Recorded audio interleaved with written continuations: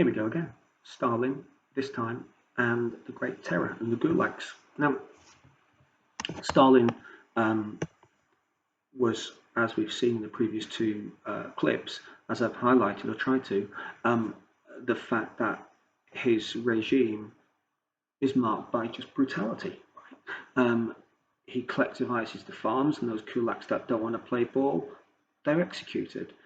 He industrializes the cities, and um, the peasants are forced to work in just conditions that are beyond belief. Um, and the cost of the agricultural process and the industrialization process, the costs of those two in human terms are massive. But Stalinism is not an ism that carries passengers. It's not an ism that allows for any criticism. It just gets on with the job, and if the job is the mechanics of killing people who may be opponents of the regime, that's exactly what he does.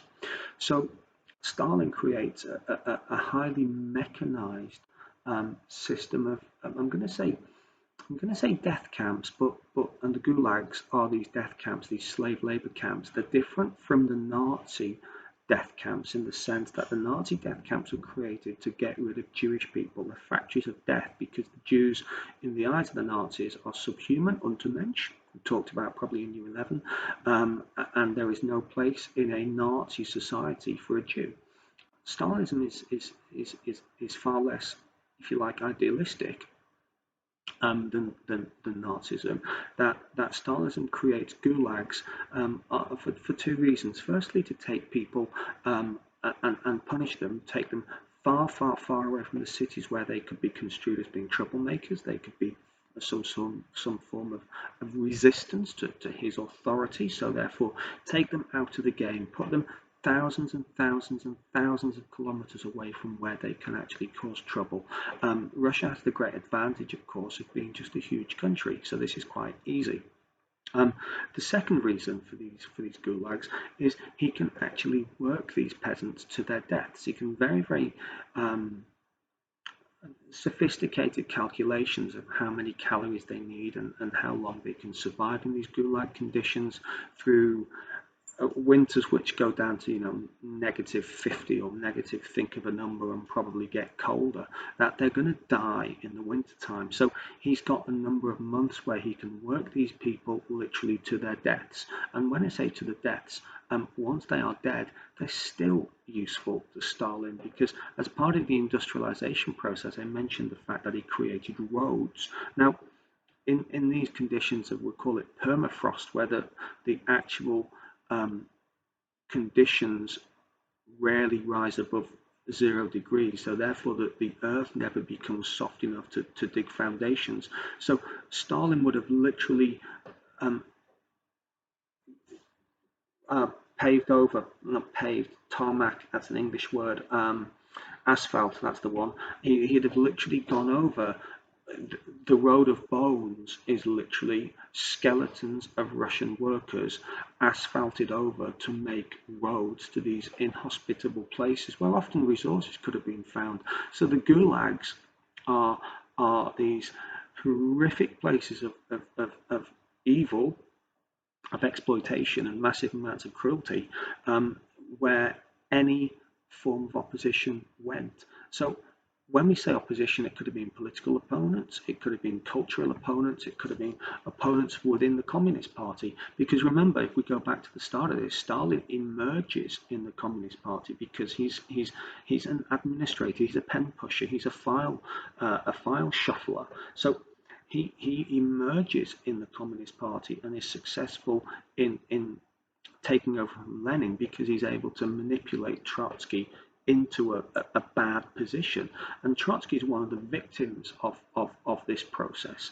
Trotsky eventually goes into exile. He has to live away from Russia. So he still pens his letters, he's still angry, and Stalin sends across his special forces, the NKVD they were known as, and they went across eventually to Mexico, where Trotsky is murdered in a political assassination with an ice pick.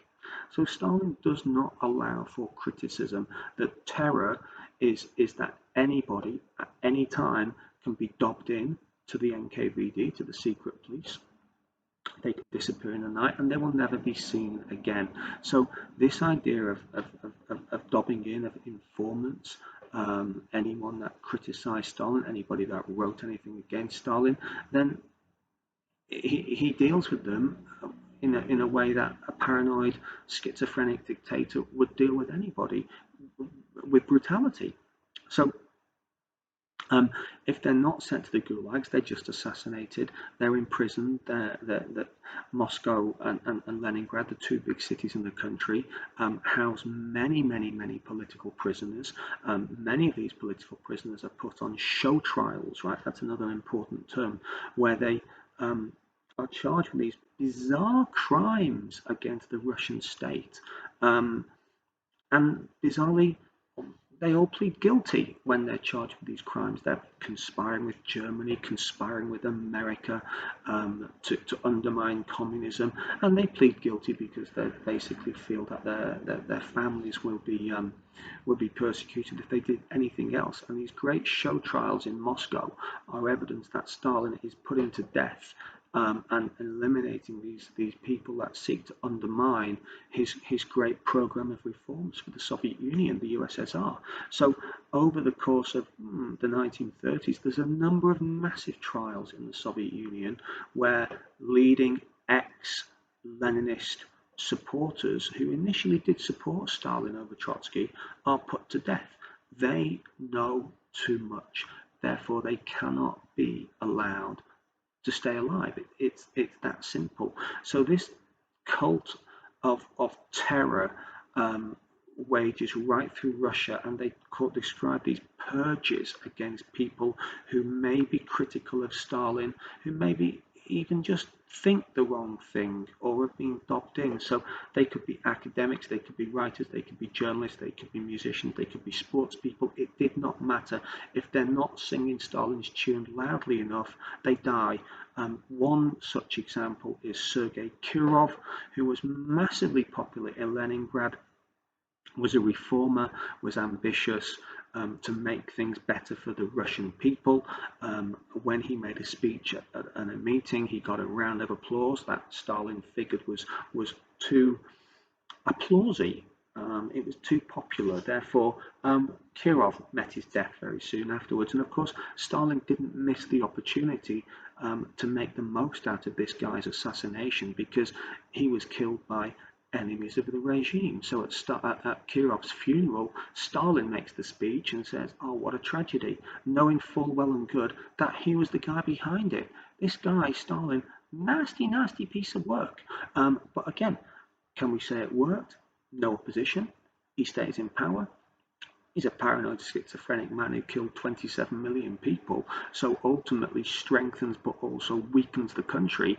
You've got to make the call on whether you can constitute him as being a successful dictator or whether you put him in some other bracket.